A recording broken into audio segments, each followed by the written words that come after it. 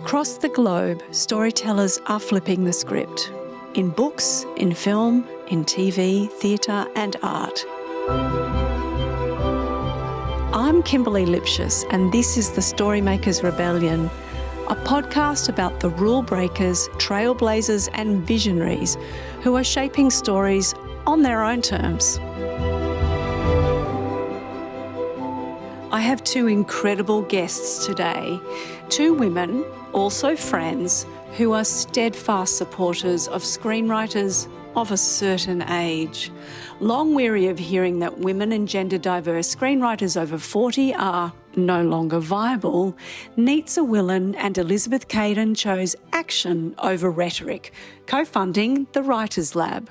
And here they actively champion sidelined voices, particularly those over the age of 40. And they have a lot to say about screenwriting.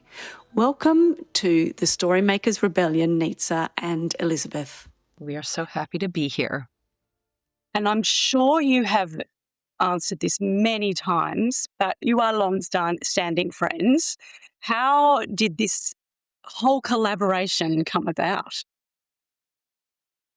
Okay, so essentially, I think I bullied Elizabeth, as I have in the past. I bullied her to join the PTA with me, and then, the short story is we were writing together, because we very much wanted there to be more content that was by, about, and for women like us, and so we wanted to contribute to that dearth through creating. And then at one point we got together with a bunch of women who were directors and writers and producers, and we decided to sort of go bigger and see if we could start something that would build a community of people. I mean, as women do, we collaborate, you know? We like to work together. We like to join hands and have the multiplicity of efforts. And so what did you find, other than the dearth of women's voices, was missing in the industry that really made you actually go, let's make this thing the Writers' Lab? And how long ago was this, by the way? So we've been in existence for 12 years. We really started talking about this, I think it was 2013. So we've been talking about it for longer than that. And I think two things became clear to us in that period of I don't know what we'll call that period, mid-20 teens, that number one, there were fewer and fewer things we wanted to watch, that what was being made was not of great interest to us. And number two, that the numbers for women writers and women directors behind most of the movies and television shows that were coming to the public, the numbers were shockingly low. In 2013, I was told that the percentage of women in coal mining was greater than the percentage of women directors on produced films. Wow. And we were like, maybe there's a connection there, duh. We weren't the only people who recognized that, certainly. And we were aware of a few others who were looking to make things happen. And including, by the way, Manohla Dargis, the chief film critic of the New York Times, wrote a big piece about the dearth of women directors. Right. And anyway, so we started talking to people, and it just seemed like maybe there was an opportunity for us to roll up our sleeves and try to make something happen. And you did. Yeah. And we did. Yeah. And how has it been, the trajectory that since 2013, including, I know COVID would have been a bit of a speed bump? Yeah. I think at one point we really felt, right before COVID struck, we really did feel like things were moving in a good direction. And then, of course, COVID caused just a global contraction, right? Mm-hmm. And then I know what I've noticed, for example, in the United States, the contraction is quite bad, just because politically things are sort of leaning away from progress. And actually, that is happening globally. But I will say that we do notice when we have worked in the UK and in certain countries in Europe, there seems to be a continued support and openness and eagerness to change the numbers in Canada as well. So that's the good news. That is amazing. And Yeah. change they need to be. These numbers Yeah. don't seem to be shifting too much, which Yeah. we'll get into a Yeah. bit later. But maybe Yeah. it's best for listeners for you to explain what the Writers Lab actually is in a nutshell. Well, the cornerstone of the work that we do is what we call our lab intensives. Our flagship lab intensive has always been in or near New York City, because we are both in New York City.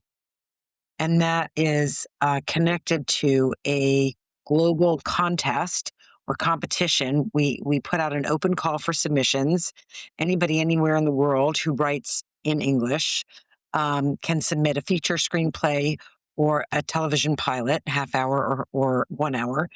And then we process all those submissions. And basically that means reading every script that comes in multiple times. We have a fabulous team of trained readers and a bespoke evaluation system that we've created over the years. So we read through all the submissions and we read them blind. It's just the script. It's not the author's name. It's the material in the script. And we choose 12. And then we bring those writers, we invite those writers to a venue where they spend 3 or 4 days with us. And we bring in mentors and speakers from the industry to talk to them and specifically to look at their scripts with them. And we work with them in group settings and we look at their scripts. And it is very much about developing your craft, developing your understanding of your career, and developing a community of peers, other women creatives. And we actually guide writers out of that process through a revision so that their script goes to the next level and they are well armed to go forth onto the battlefield of whatever industry they're looking to conquer. Yeah. There are other components that go with that. We've done these lab intensives for writers in the UK and Europe up until this past year have all been virtual. This last year, we actually met in London with a bunch of writers. Oh, wow. 2024, we started doing this for Canadian women in Toronto. We also have done some additional programming. We offer a series of virtual speaker sessions. We bring in speakers to talk about their craft and their career trajectories and educate women who join the workshops on various things. And what else have we done? We have a newsletter, we have social media. We are really trying to communicate to our community what's going on, what the resources are, what the opportunities are, and how to best take advantage of them. Dare I say, we are more than a lab intensive. We are a movement. And actually, this chat is happening on a very fortuitous day. We just opened our 2026 submissions today. Oh, So, wow. yeah, Could not so- have picked that better. Wow, congratulations. So well done, Kimberly. Well done. Well No, done. Oh. I'm like that. I live in Byron Bay, psychic. Yeah. But having said that, so what I'm hearing is that you are quite innovative, because a lot of these intensives are based on just the writing, and then that's your script, as if you don't exist apart from the script. Whereas what you're saying is you really hold the writers. Is that correct? You know, we try to. One thing we say is that we are a script development program. We don't produce films. In other words, we don't fund the making of films. So in that sense, there is sort of this arc of how much we support people, and it's not soup to nuts. It's more like soup to the middle of the main course, and we try to help. We try to connect people. We try to teach them how to go to meetings and pitch their scripts, So yes, we don't fix their script and then kick them out the door. Yeah, And they become part of the movement moving forward. So it's like a top-down, bottom-up approach. So you're growing the movement. Yeah. It's such a women's thing to do. It is. It's such a beautiful community. Not just the alumni, the people who have gone through the program, but the thousands of women who have come to our programming and and just contacted us and met through different summits and conventions. It's beautiful. It's beautiful. Magic. What an amazing thing. Yeah. So, I mean, I guess what we are talking about is the systemic nub. And I guess when you're talking about the movement, that this is actually a systemic problem of women and non-binary and gender diverse people not having their scripts be accessible or seen or read or acknowledged in any way. So at what point did you go, this is actually systemic and we've got to go attack this from a systemic way? I mean, it's who are the gatekeepers? Who were the gatekeepers? Who are the gatekeepers? I don't like to, lump things, but generally they are white men. Yeah. And they just keep perpetuating the same stories. They just want to sort of fit into this idea of what makes money. And at what point, I mean, I think maybe Elizabeth and I have known that all of our lives. I don't know. Like that awareness, you just sort of look around you from a very early age and go, oh, if you start to think about it, who's calling the shots? The principal, of the school, and then the, leader at an organization. It's everywhere. It really is sort of like a zombie apocalypse, but the zombies are all alive white men. Yeah. It's like the church. It doesn't quite work, but you get the idea. I think. It's like the Catholic Church, there's the Pope, they're the priests, and they're all the nuns doing all the grunt work without their voices being heard. Kinda, yeah. Yeah, exactly. Yeah. Yeah, interesting.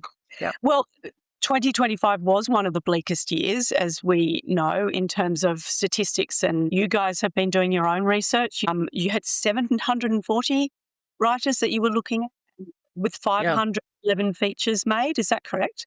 Yeah, we just took a very, I would say it's a modest sample size of about 511 features. We just looked at features, streaming, wide release and limited release, and just started counting. Yeah. And in those 500 plus movies, there were over 700 writers, because a lot of movies have multiple writers. Yes. But the number of movies that were solely staffed as screenwriters by men, it was 78%. 78%. Yeah. And I think the number that upsets me the most is that almost half of the movies, of the 500 plus movies that I studied, were written and directed by a man. So think about the way men are cornering these markets, Anyway.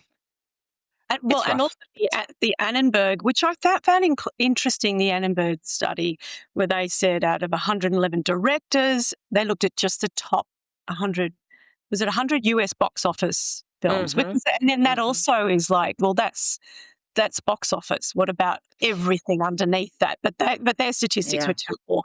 111 directors, 9 were women, 6 were women of color, all or Asian, no Black, Hispanic, Latina, Indigenous, Middle Eastern or Pacific Islander. It's 2026 now. That was 2025.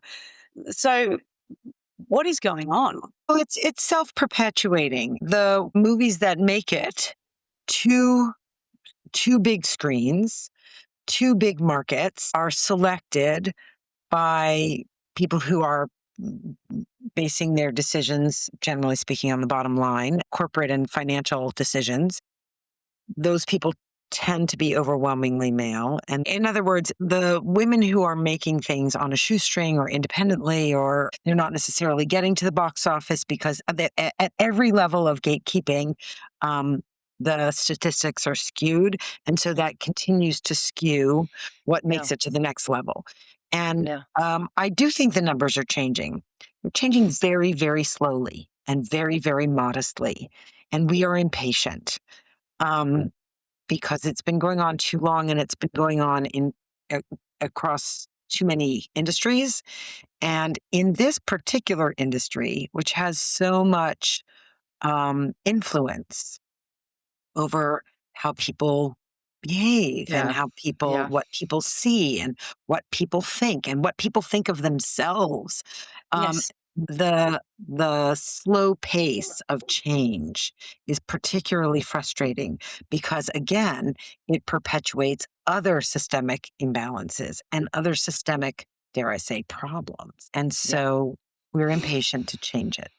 And it becomes like a can of worms. I believe from the novel perspective and the publishing world, romance writers often are self-published, but it's a massive market with a massive audience of females, and yet they are continually disregarded and muted. And they're like, well, just look at the statistics. And I guess it's similar in the audience. Many, many women watch television. I mean, there's 50% of the population, but also they're not looking at the statistics of the audience from the streamers and. No, they're not, and it's true also for for buying tickets at the actual movie theaters. The numbers of women are much higher than are factored into the choices that are made. And it is only very recently, at least in the United States, that the movie theaters themselves are beginning to survey and assess. Now everybody gets feedback from every point of sale ever made. And the movie theater business is just waking up to that and starting to do it itself. And that could possibly change because the demand is clearly there. And it's not being served by the supply. Yeah. Well, one of the things we talk about is that a lot of money is controlled by women, and specifically women over 40 or 50. Money. Not only that, but viewing choices, streaming, movie-going, the decisions and choices are made by women. And yet still that's not quite being absorbed by the distributors and by the execs, studio heads, etc. They could make a lot of money, but the gatekeepers. Yeah. Well, I guess that does seamlessly lead into where we stand geopolitically right now and everything that's going on in the US. How do you see this collapse, I'm going to call it a collapse, of the current climate, and how does it shape the urgency around what you're doing in female-led or gender diverse storytelling?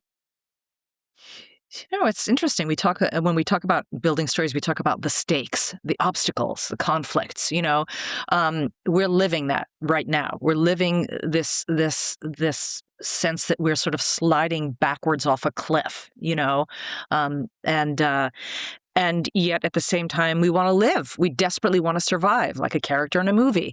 And so we are going to use every ounce of our strength to cling to that cliff and climb out of the hole and stand on firm ground. You love metaphors and analogies, Elizabeth. That one was for you.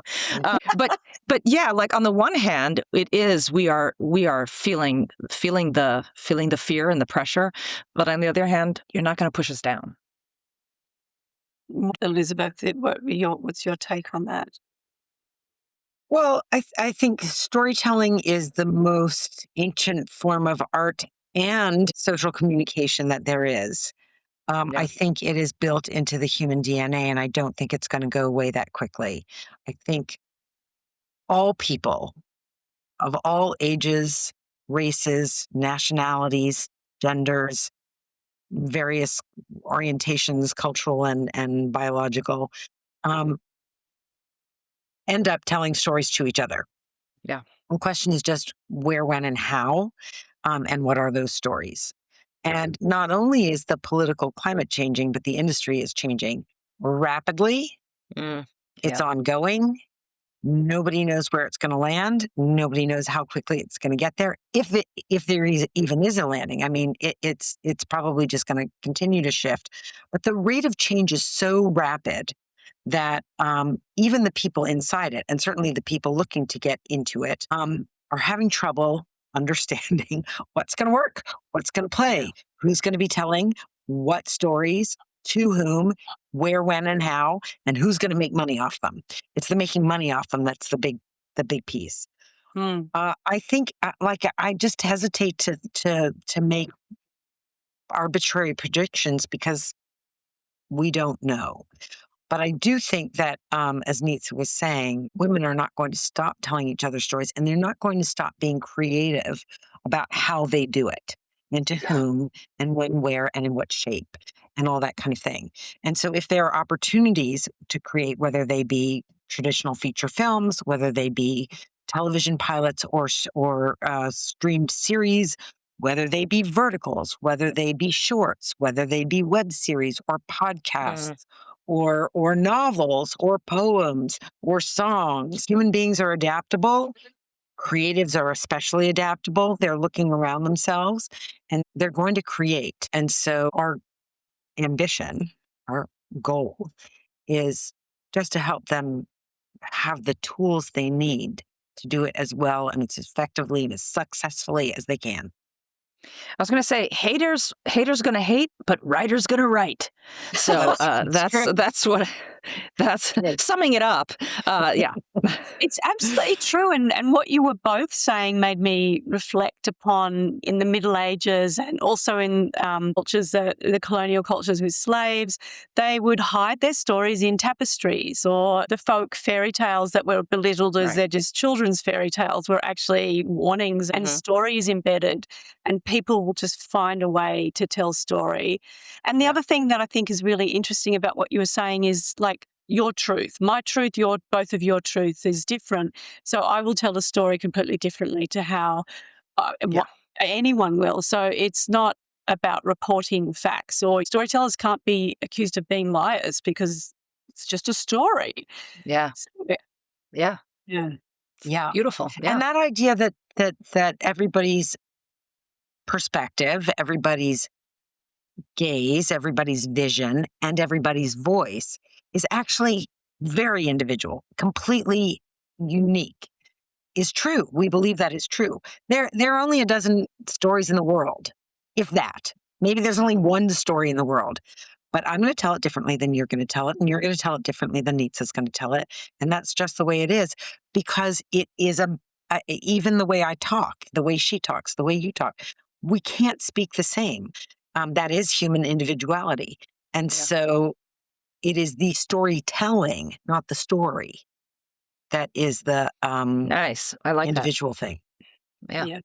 Beautiful. Which leads us to the stories that we are seeing in the popular culture, which is still saturated with the domination and heroism and the conquest.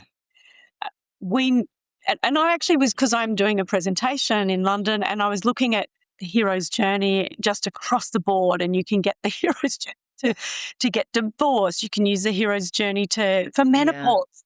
And I think that many people are wisening up to that. But why do you think these narratives fundamentally misunderstand the meaning of strength, particularly from a gendered perspective? Very simply, it's kind of all we know, right? If women, we see women walking around with the most incredible internalized misogyny, powerful women in my country, this is all we know. It's Plato's cave. It's you only know the shadows. You don't know what the real world looks like. You don't know what the reality looks like because you've never been out there. I understand why we're in this loop. I do understand it. And breaking out of it is difficult. But these are the stories we've been told. I am a 61-year-old woman. I was born in 1964. The way I was shaped is by a particular gaze and a lens of the world. And I'm constantly, even now at this point in my life, with the work I do, sort of fighting these, I don't know, what would you call it, reflexes or sort of patterns of behavior that I actually think are ridiculous. Just, I look at stories and I even the stories I invent, I suddenly realize, oh, that's a hero's journey. It's just so ingrained. Elizabeth, I know you have thoughts on this one. Actually, the thing that came to mind, very bizarrely, I haven't thought about this in 30 or 40 years. Ethel Fugard, the wonderful South African playwright, wrote a beautiful little play called Bosman and Lena. In it, it is a couple, presumably a married couple, a Black South African couple, and they are doing nothing but walking from one destination to another, the whole play.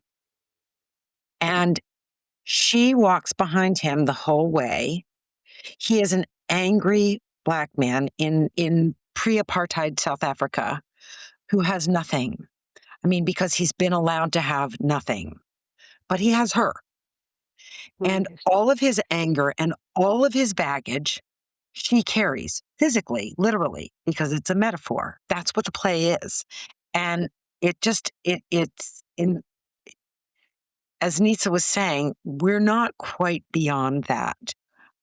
So many of us, at least over the age of 40, grew up in pretty well established, pretty firmly entrenched patriarchal structures. And that is our default setting. We can relearn things. We can teach each other things. We can discover and create things. We can share new knowledge and new ideas and new strategies, but we have to actually take it on proactively. And I think that is happening. I really think that is happening, but I think it's going to be a few more generations because it's been so many centuries, millennia, that we are recovering from. Yeah. And I guess what you're saying is also about interrogating what's been internalized inside us. Yeah. Constantly. It is, but it's very hard to interrogate what you're not aware of. Oh, yeah. Yes. Right? So, I mean, this from a therapeutic lens, awareness first. Yeah. Well, this is what we talk about. I mean, this comes up at all of our intensives. We talk about self-awareness as a writer. Not just self-awareness, the story you're telling, but self-awareness, being able to assess your work. What are your strong points? What are your weaker points? So self-awareness is difficult and painful. But boy, can it be useful. And that's the only way to change. So yes. And I agree with you. And write what you know, and which is what all the work that I'm now doing is blending the psychotherapy and the depth work and the personal work with the heroine's journey. Because you can only write to the level or lead or do anything to the level of work of depth that you've plumbed yourself. That's true. Although it's really interesting. I'll have to think about this after this conversation about write what you know versus, I'll have to think about what you're saying. I think I know what you're maybe leaning towards, because it doesn't mean I can't write about being a doctor or like authors writing from a different gender. Yeah. I mean write from that kind of thing of write what you know experientially. Yes. But also it's good to make that difference too, because you're actually narrowing people in if it's like, well, you can't write about that because you have never been a man. Right. Stay in your lane. But I also think what intrigues me about what you're saying is that if you are not an interrogator, if that is not something that you know how to do, then you can only write what you know, right? I'm making a connection there, but we don't have to stay on this thought too much longer. Let's move right along. So what about the submissions that you get? You see themes in the greater world, in the wider lens. Do you see themes and different things popping up year in, year out in your submissions?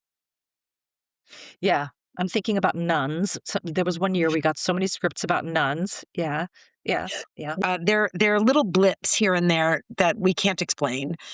We do find that because we only take submissions from women and non-binary writers over 40, that there are some themes that are probably more prevalent amongst our applicant pool than in the wider world generally. We certainly get plenty of scripts that address issues of experiences of childbirth or infertility or motherhood, whether or not you actually have it, in a wide variety of ways. We also get a number of scripts that include or address the burdens or the realities of being a carer, which you don't often see in commercial film and television.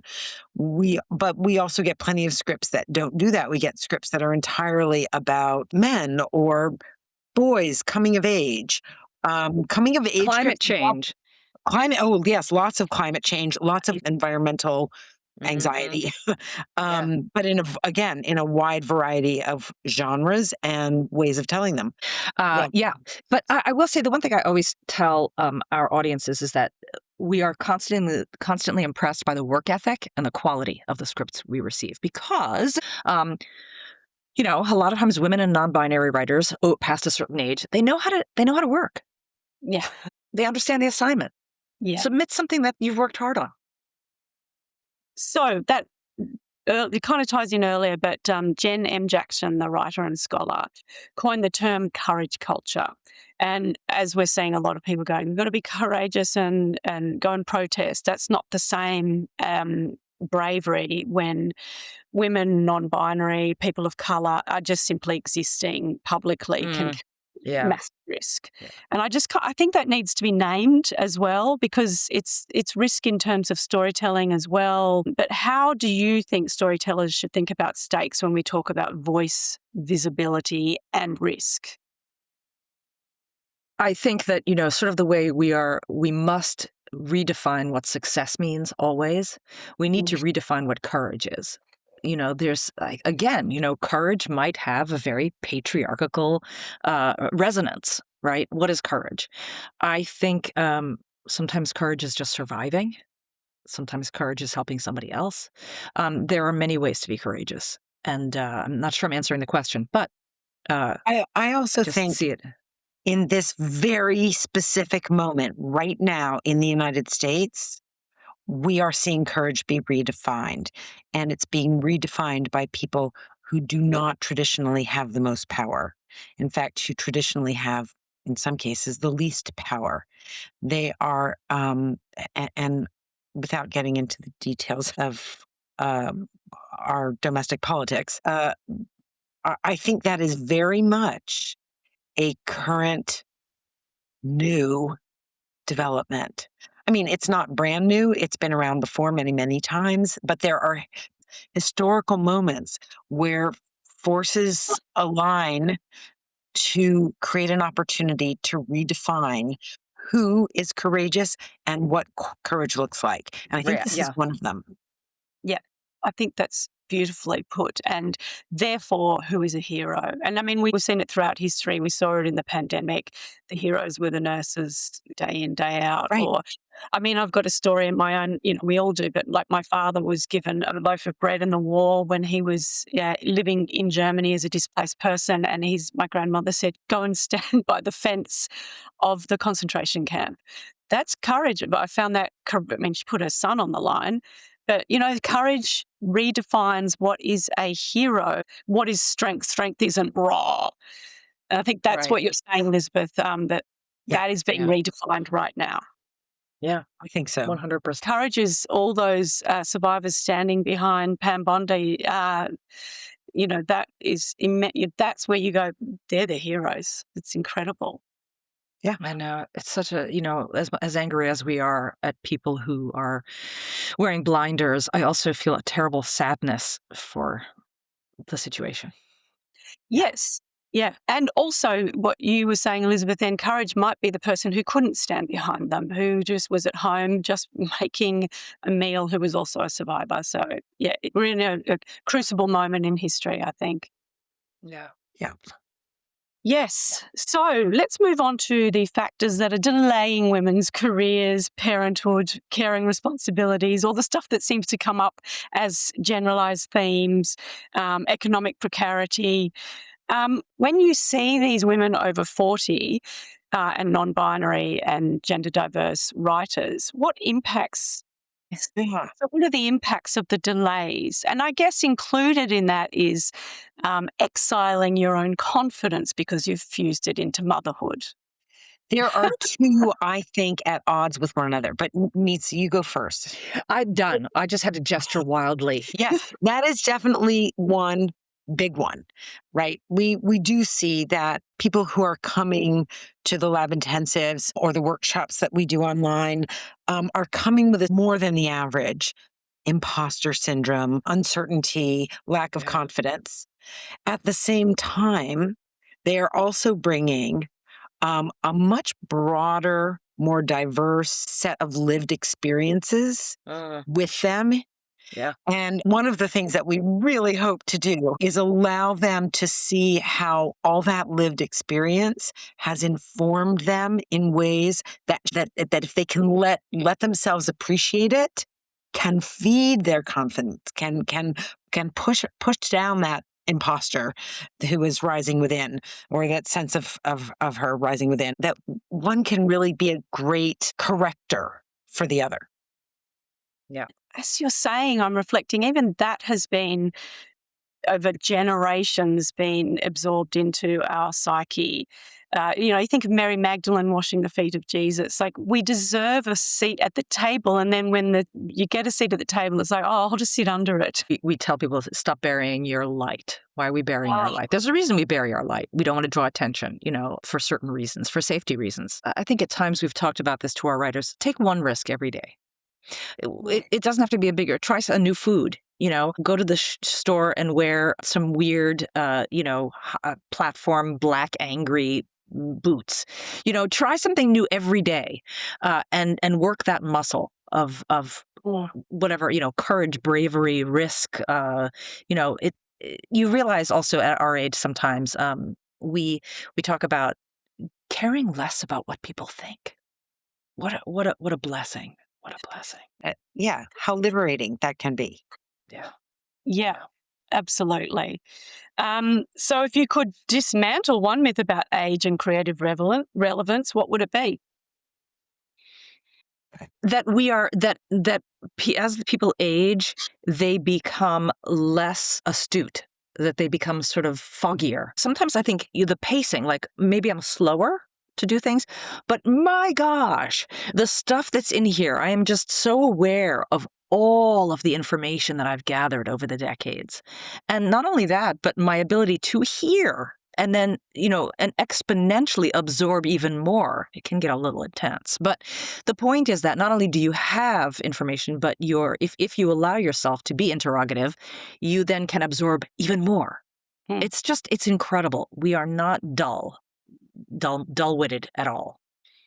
That's a great one. And also, what's the metric of slow according to who? According to what I was. Yeah. Yeah, that's true. But how, what was exiled in that process as well. So that's excellent. If you live in a body that is over the age of 40, or dare I say 50, or even older than that, you know that internally your skills may be different, your experiences may be different, your perspective may be different, but you and who you are is no different than when you were 6 or 16. That is something that sort of obsesses me in a weird little way. And I think that it's something that I'm reminded of when we have our intensives and we get these women together. There's a wild range of personalities. There's a wild range of senses of humor. There is unpredictability. There is spontaneity. There is courage. And there's dance moves. You know what? Older women can dance. All this, like the kids who are like, stop dancing, Mom. Well, I'm a fine, fine dancer is what I'm going to say. That is gold. But sorry, I interrupted a very, very intelligent No, I was done. flow I'm from done. Elizabeth. Yeah. I got nothing more. You were leading to dance, though. I felt it. In my bones. Absolutely was. Yeah. With all of this information and even everything we've discussed, how do we disrupt this gatekeeper? I mean, I do think it's kind of happening anyway, but is there a way to be more of an active disruptor? And what does that take? Yeah. I think it takes energy and I think it takes hard work, energy, and working together. I mean, I honestly, half of what I do each day, I probably would not get done if I didn't have Elizabeth to sort of bounce off of and say, what am I doing with this? How am I what's the strategy here? What, or look at this thing I've written, I do think that it's really important that, that women work with women. I wish that we had that same stupid confidence that young and old men have, which is they poop out something and then call it art, So I wish I had that ability, but that's just not how I was built.